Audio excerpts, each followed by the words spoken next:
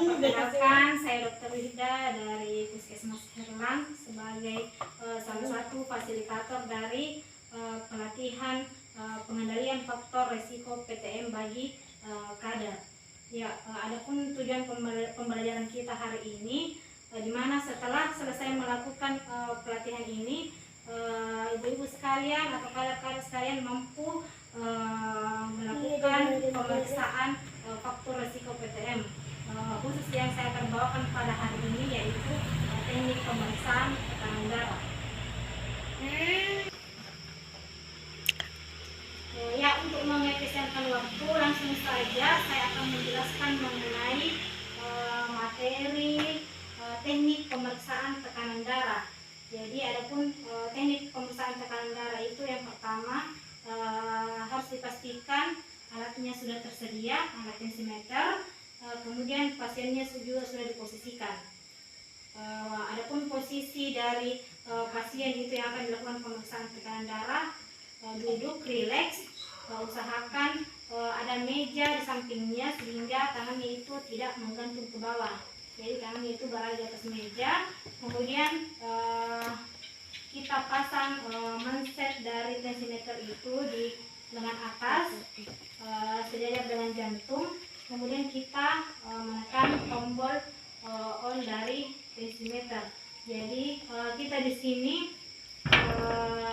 sebaiknya menggunakan tensimeter digital karena yang disarankan sekarang itu harus menggunakan tensimeter digital, tidak lagi menggunakan tensimeter analog.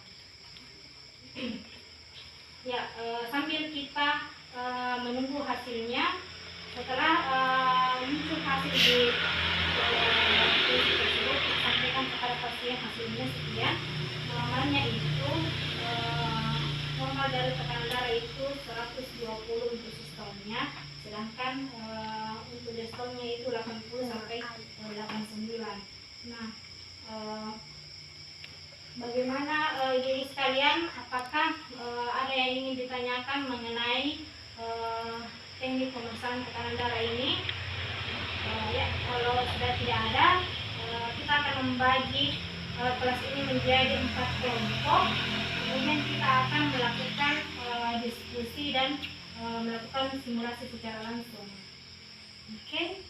Ya, setelah kita melakukan diskusi dan simulasi secara berkelompok, ada beberapa yang perlu kita perhatikan dalam pengukuran tekanan darah, terutama posisi pasien harus benar dan posisi manset juga harus diposisikan secara benar.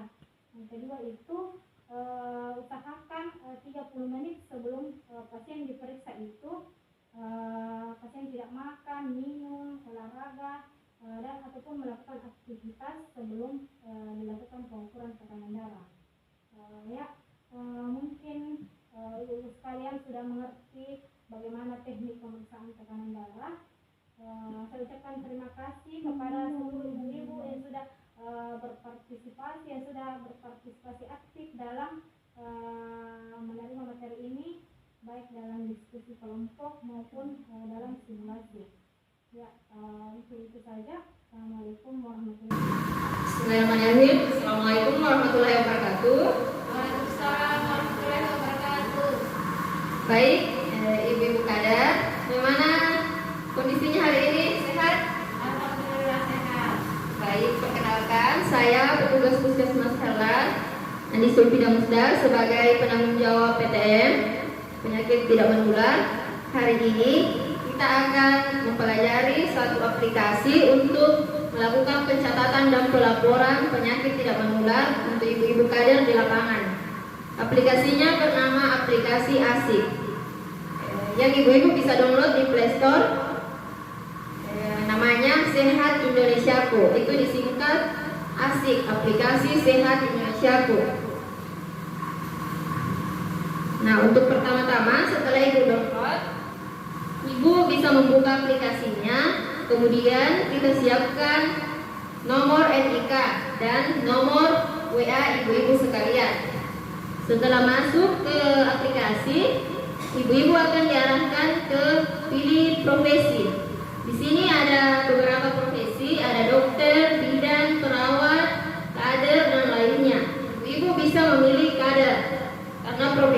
kader.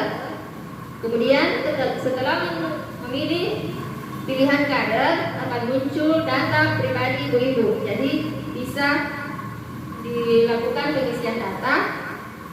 Setelah itu, setelah datanya disimpan, aplikasi akan mengirim secara otomatis kode OTP ke nomor WA ibu-ibu sekalian.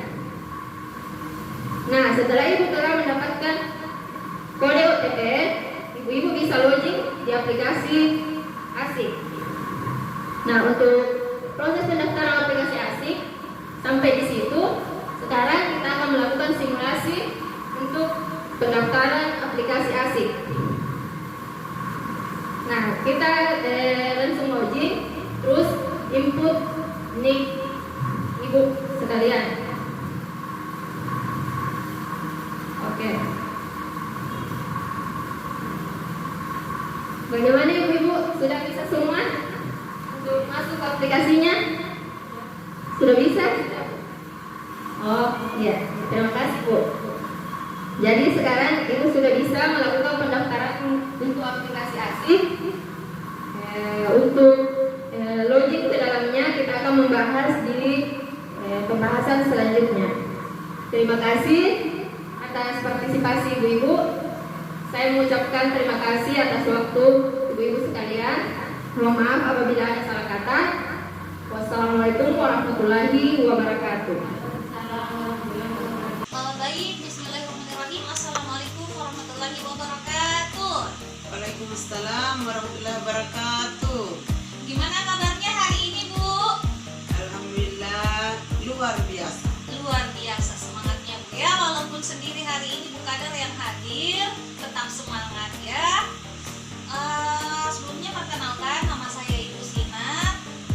Barangkali sudah ada yang kenal ya. Saya petugas promosi kesehatan UPT Puskesmas Karla. Ibu, jadi seseorang pernah berkata ya, di balik tubuh yang sehat ada jiwa dan pikiran yang tenang. Setuju tidak? Setuju. Setuju ya. Jadi bagi saya, mungkin juga bagi ibu-ibu, kesehatan itu adalah satu hal yang paling penting. Nah, olehnya itu, sejalan dengan pertemuan kita hari ini, kita akan sama-sama belajar tentang pengendalian dan pencegahan faktor risiko penyakit tidak menular. Mungkin ada yang bertanya, apa itu faktor risiko, Bu? Jadi faktor risiko itu banyak ya. Ada karena kurangnya aktivitas fisik, karena diet yang berlebihan, karena bahaya asap rokok juga. Jadi untuk kali ini kita akan membahas tentang aktivitas fisik. Bisa dibuka lembarannya, Bu. Nah, dalam leafletnya itu kita sudah membahas tentang aktivitas fisik. Ya, sebelumnya Ibu pernah dengar apa itu aktivitas fisik? Belum. Belum ya. Jadi aktivitas fisik itu adalah setiap gerakan yang mengeluarkan tenaga atau energi. Itu ya, Bu ya. Jadi cakupannya aktivitas fisik itu banyak, bukan hanya olahraga, bukan hanya berenang, bukan hanya lari, tapi banyak bisa kita temukan dalam kehidupan sehari-hari. Pekerjaan rumahnya ibu-ibu nih setiap hari ngapain aja? Satu, Menyapu. menyapu, mengepel, Cuci piring. piring, menjemur pakaian. Itu Pakaian. sudah masuk aktivitas fisik ya, karena mengeluarkan tenaga atau energi. Jadi dalam aktivitas fisik itu ada batasannya atau ada standarnya. Sisa 30 menit per hari. Jadi maksimal itu 3 sampai 5 kali dalam seminggu kita lakukan. Sampai sini jelas, Bu? Jelas. Jelas ya. Nah, kalau misalnya gini saya tanya ibunya nih, kalau melakukan aktivitas fisik atau melakukan pekerjaan rumah dalam sehari tapi nggak nyampe 30 menit, itu masuk aktivitas fisik bukan? Kalau mengerjakan pekerjaan rumah tapi tidak sampai 30 menit sehari, itu masuk aktivitas fisik kan? Tidak tahu? Tidak tahu. Tidak tahu ya. Jadi kalau tidak sampai 30 menit per hari itu sudah masuk aktivitas fisik tapi tidak memenuhi standar. Jadi yang dianjurkan itu 30 menit sehari atau maksimal 3 sampai 5 kali dalam seminggu. Oke, Bu ya. Jadi sebagai kesimpulan, aktivitas fisik itu bisa sebagai pencegahan